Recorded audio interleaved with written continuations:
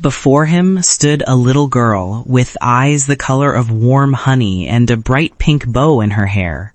Her small hand clutched a worn, one-eyed teddy bear. She tilted her head with that pure, unfiltered curiosity only a child has, and in a voice as clear as a bell, she asked the one question that would change everything for him. "Are you lost too, mister?" To anyone else in the chaotic airport terminal, the man in the expensive, now creased suit was just another tired traveler. That man was Alex Harlan, a name that in boardrooms and on financial news channels was spoken with a mix of awe and fear. He was the architect of a global payments empire, a titan who had turned a garage startup into a behemoth processing billions of dollars a day.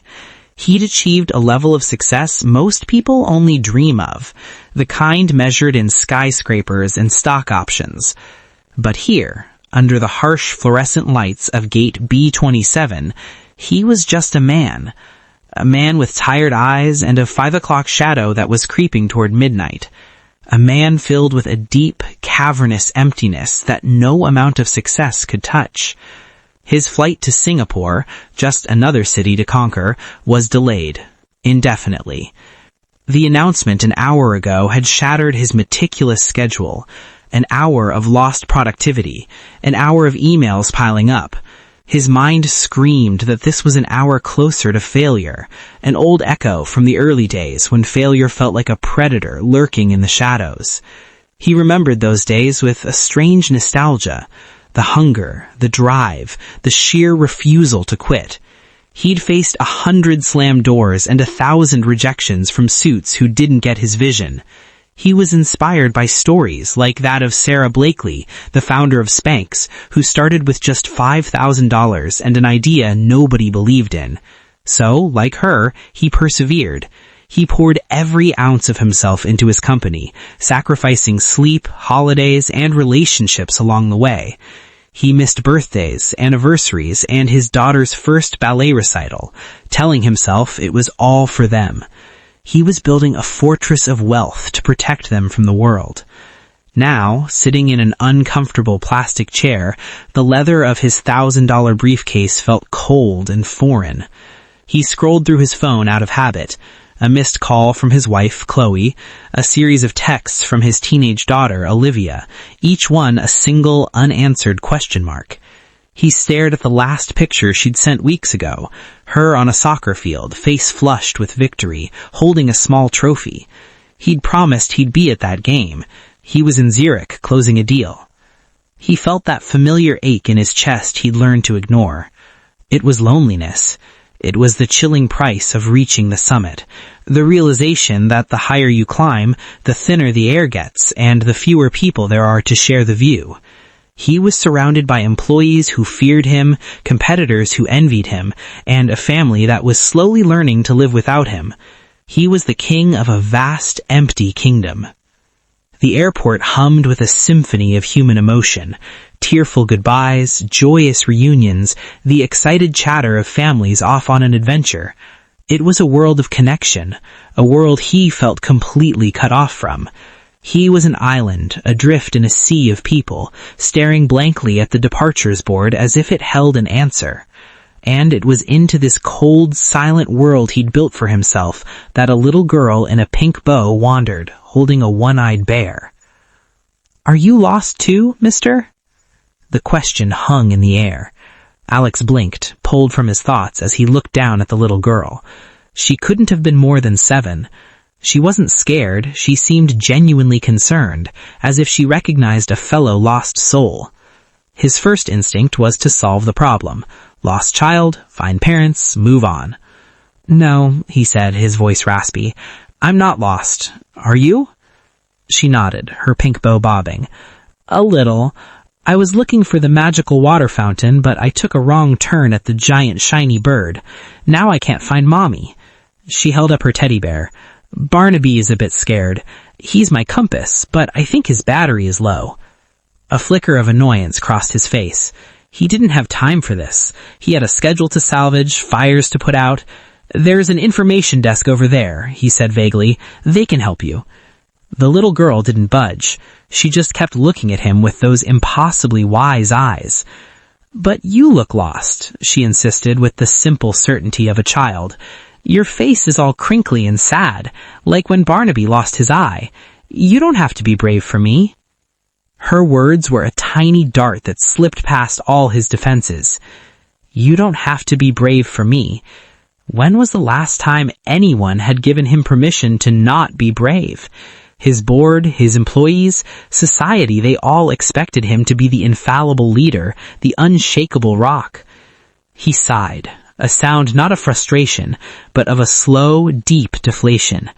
He really looked at her this time. The smudge of chocolate on her cheek, the scuffed knees of her jeans, the complete trust in her eyes. "Okay," he said softly, "maybe I am a little lost." A brilliant smile spread across her face. "It's okay," she chirped. "My name's Mia. What's yours?" "Alex." "Well, Alex, my daddy says that when you're lost, the first thing you do is stop and have a snack. It helps you think." She patted the seat next to him. "You can sit with me and Barnaby. We can be lost together." Something inside him, a spring of tension he hadn't known was there, unwound. He found himself walking not to the information desk, but to a small cafe. "How about we upgrade from a snack?" he asked, a ghost of a smile on his lips. "Ever had airport ice cream? It's magically expensive." Mia's giggle lit up the terminal like a sunrise. For the next half hour, Alex Harlan, the man who managed a multi-billion-dollar portfolio, had a serious conversation with a 7-year-old about the merits of chocolate versus strawberry and the secret life of airplanes. He bought her a massive ice cream cone that dripped down her chin, and he didn't even flinch. He just handed her a napkin. She told him her daddy was a construction worker who built big, strong buildings, but his most important job was giving adventure hugs. "What's an adventure hug?" Alex asked, curious. "It's when he comes home, even if he's super tired, and he scoops me up and spins me around and says, 'Where shall our next adventure be?'" Mia explained, her eyes shining. "My daddy says the best adventures are the ones you have with the people you love." The words hit him like a physical blow. He thought of Olivia. When was the last time he'd scooped her up? His hugs were quick, distracted gestures on his way out the door, his mind already on the next flight. He'd built an empire, but had forgotten to build a life. He'd bought into the myth that you couldn't have both success and a real life, and he was living with the damage. "My daddy gets lost sometimes too," Mia continued, licking her hand, "but Mommy always finds him. She says everyone needs a person to find them." As if on cue, a frantic voice came over the PA system. "Paging the parents of Mia, please come to the guest services desk next to gate B30. Mia's head snapped up. "That's me."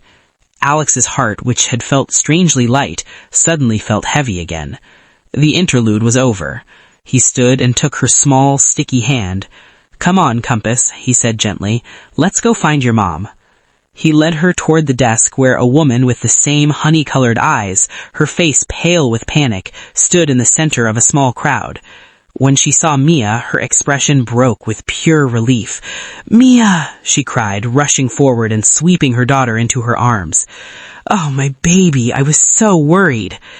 Alex stood back, an awkward witness to this raw, powerful love. The woman looked up, her eyes wet with tears.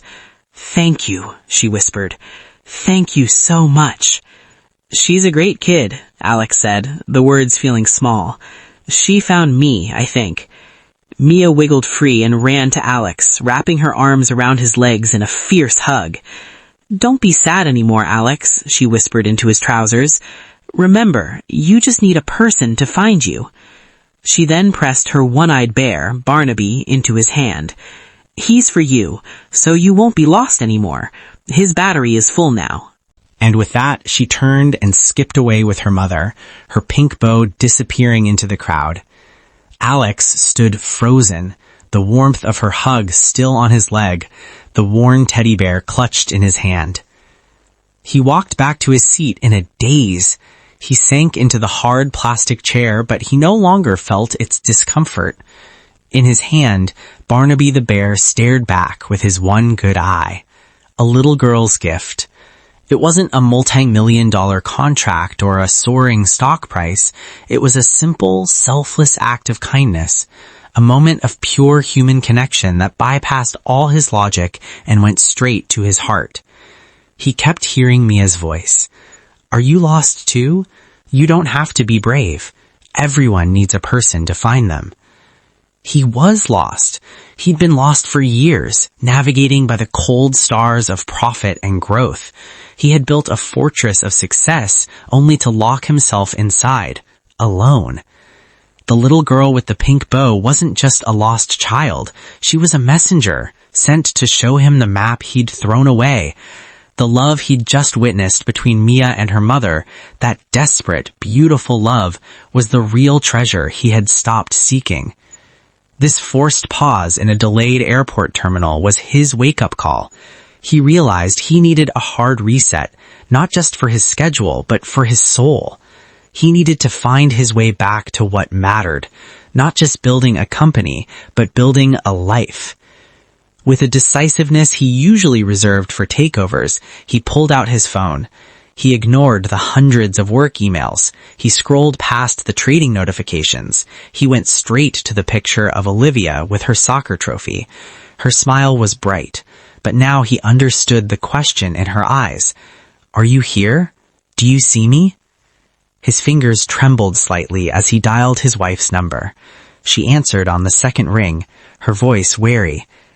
Alex, is everything okay? He took a deep breath.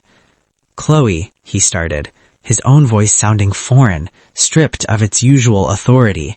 It was just the voice of a man, a husband, a father. I'm lost.